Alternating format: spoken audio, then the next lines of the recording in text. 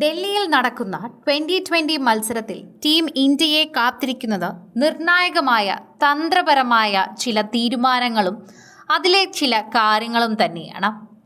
3-ാം നമ്പറിൽ ആരിറങ്ങണം, ഓപ്പണിങ്ങിൽ ആരിറങ്ങണം, 5-ാം നമ്പറിൽ ആരിറങ്ങണം, അങ്ങനെ പല ചോദ്യങ്ങൾക്കുമുണ്ട് ഉത്തരം. 5-ാം നമ്പറിൽ ആരിറങ്ങണം എന്ന ചോദ്യത്തിന് ടീം മാനേജ്മെന്റ് ഇന്ന് ഉത്തരം കണ്ടെത്തിയേ തീരൂ എന്നാണ് പറയുന്നത്.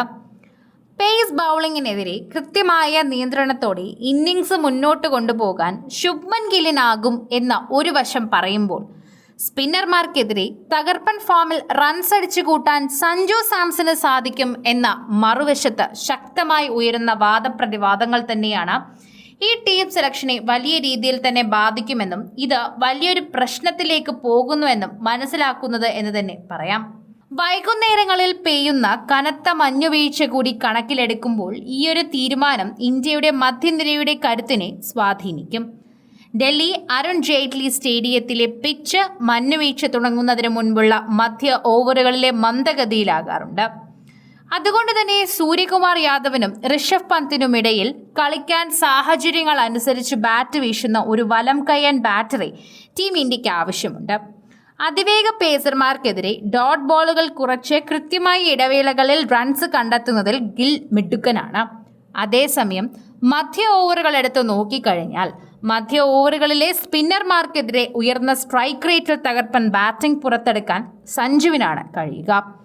ഈ രണ്ടുപേരുടെയും കളിശൈലി എതിരാളികളുടെ ബൗളിംഗ് നിരയെയും വിലയിരുത്തിയാകും ഇന്നത്തെ തന്ത്രങ്ങൾ മെനയുന്നത് എന്നതാണ് മനസ്സിലാക്കാൻ പറ്റുന്ന ഒരു കാര്യം.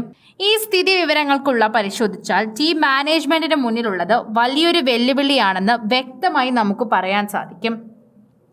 മധ്യ ഓവറുകളിൽ വമ്പൻ അടികളിലൂടെ സ്പിന്നർമാരെ സമ്മർദ്ദത്തിലാക്കാനും വലിയ ബൗണ്ടറി ശക്തമാനം സ്വന്തമാക്കാനും സഞ്ജുവിന് സാധിക്കുന്നുണ്ട്.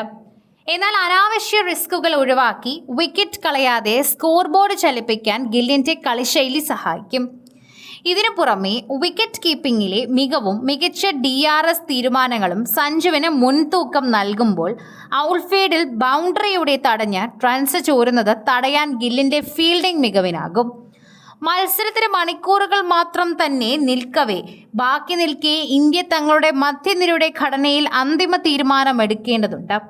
ഡൽഹിയിലെ പിച്ചിൽ തന്നെ ഇക്കാര്യങ്ങളെക്കുറിച്ച് അറിയാനും ഡൽഹിയിലെ പിച്ചിൽ വലിയ ലക്ഷ്യങ്ങൾ പിന്തുടരുമ്പോൾ തന്നെ തുടക്കത്തിൽ വിക്കറ്റുകൾ വീണാൻ ടീമിന് താങ്ങായി നിൽക്കാൻ ഗില്ലിന് കഴിയും. എന്നാൽ മഞ്ഞുവീഴ്ചയുള്ള ഗ്രൗണ്ടിൽ സാവധാനത്തിലുള്ള സ്ഥിരത വേണമോ അതോ തകർപ്പൻ അടിയോടുള്ള ആധിപത്യം വേണമോ എന്നുള്ള ചോദ്യത്തിന് ഉത്തരമായിരിക്കും പരമ്പരയിൽ ഇന്ത്യയുടെ പ്രധാന തന്ത്രം. ആരാധകരും ഏറെ ആകാംക്ഷയോടെ ഇന്നത്തെ അന്തിമ ടീമിന്റെ പ്രഖ്യാപനത്തിന് വേണ്ടി കാത്തിരിക്കുന്ന ഒരു അവസരം തന്നെയാണ് നമ്മളിപ്പോൾ കടന്നു പോകുന്നതും കാണാൻ പോകുന്നതുമെന്നും തീർച്ചയായും നമുക്ക് പറയാൻ സാധിക്കും.